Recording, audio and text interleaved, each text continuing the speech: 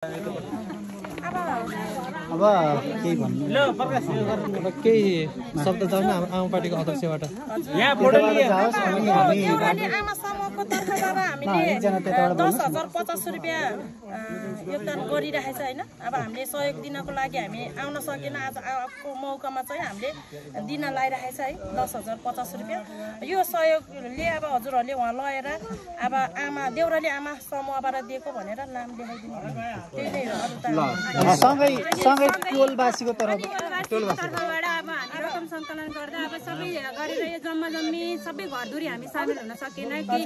केही मात्रामा के अरे आमाहरू छुट्नु भएको छ, आमा दिदीबहिनीहरू छुट्नु भएको र हामीले टोटल अहिले जम्मा गर्दा 47 घरधुरी छ। 47 घरधुरीबाट रु 25,085 रुपियाँ हामीहरूले उठाएर तपाईँहरूलाई हस्तान्तरण गर्दैछौँ।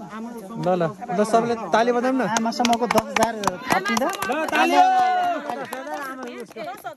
50 रुपियाँ र हाम्रो 25,085 गर्दा 35,135 रुपियाँ भयो है। 35,135 रुपियाँ। धन्यवाद।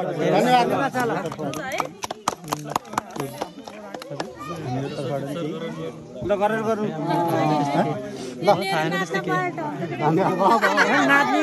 नाच्न त पाइन्छ। ल हामी एकदमै हाम्रो तर्फबाट आभारी छौँ।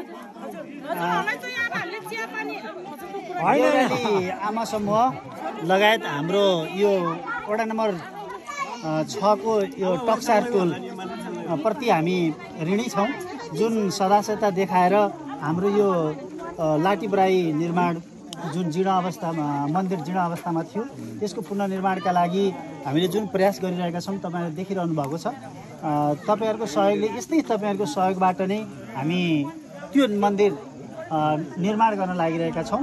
साथै वडा स्तरीय खेल मैदानको अवधारणा स्वरूप यहाँ वडा स्तरीय खेल मैदान पनि बन्दैछ।